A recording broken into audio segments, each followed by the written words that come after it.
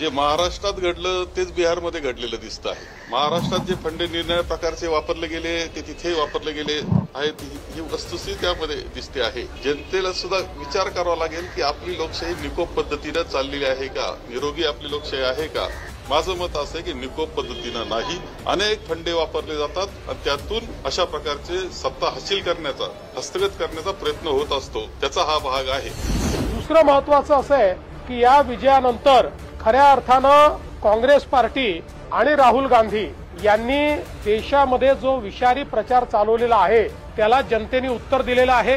सातत्याने संवैधानिक संस्थांचा अपमान करणं, संवैधानिक संस्थांच्या माध्यमातून चालणाऱ्या कारभाराला विरोध करणं, जनतेच्या मॅन्डेटला विरोध करणं, कुठेतरी आता जनतेला हे लक्षात येत आहे की आम्ही ज्या सरकारला निवडून देतो हा त्या सरकारचा अपमान नाहीये, आमच्या मताचा अपमान आहे। त्यामुळे जोपर्यंत राहुल गांधी अशा प्रकारे संवैधानिक संस्थांचा अपमान करतील तोपर्यंत काँग्रेसची हालत हीच होईल। आज आपण बघा, एकीकडे आरजेडीची तर हालत खराब झालीच आहे, पण काँग्रेसची हालत त्याहीपेक्षा खराब आहे। काँग्रेस एमआयएम पेक्षाही खाली गेली आहे आणि एकत्रित कम्युनिस्ट पक्षांच्या ज्या जागा आलेल्या आहेत त्याहीपेक्षा काँग्रेस खाली गेलेली आहे। मला असं वाटतं की काँग्रेसच्या बिहारच्या इतिहासातला सर्वात कमी स्कोर त्या ठिकाणी आलेला आहे।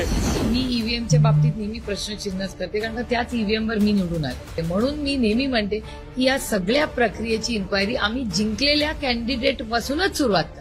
मामूल दादा असतील, मी असतील किंवा उत्तम जानकरजी असतील, जे सतत बोललं जातंय वोट चोरी, त्या वोट चोरीचं हे आज विजय आहे असं मला वाटतं।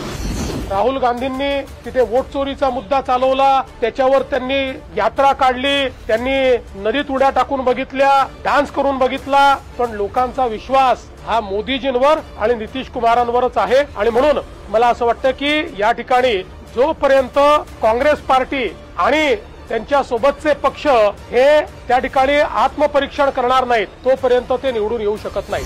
कार्यकर्ता भी समझ रहा है इस बात को कि ये लड़ाई बीजेपी, कांग्रेस, आरजेडी, जेडीयू की नहीं रही। अब ये लड़ाई सीधा सीधा ज्ञानेश कुमार गुप्ता और भारत की जनता की लड़ाई है। सीधी एक ही लाइन में सब कुछ समझ में आ रहा है। गागर में सागर है तो फिर काहे यहाँ वहाँ की बात करें। मी पुन्हा सांगतो, जोपर्यंत सत्य स्वीकारणार नाही तोपर्यंत यांचं पतनच होत राहील। हे इतके खोटारडे लोक आहेत, यांना या मुद्द्यावर 3-3 वेळा कोर्टात गेले, हे कोर्टामध्ये हारले। त्यानंतर इलेक्शन कमिशनने चॅलेंज दिला काँग्रेसला, चॅलेंज की तुम्ही जे म्हणताय ते येऊन या ठिकाणी तुम्ही प्रूव्ह करून दाखवा।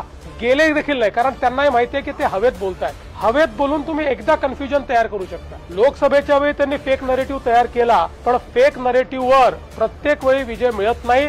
फेक नरेटिव्ह जसा संपतो तसं लोकांना सत्य समजतं। काँग्रेसचा फेक नरेटिव्ह संपलाय हे जर त्यांना समजलं नाही तर बिहारपेक्षा वाईट स्थिती ही त्यांची भविष्यात होत राहील।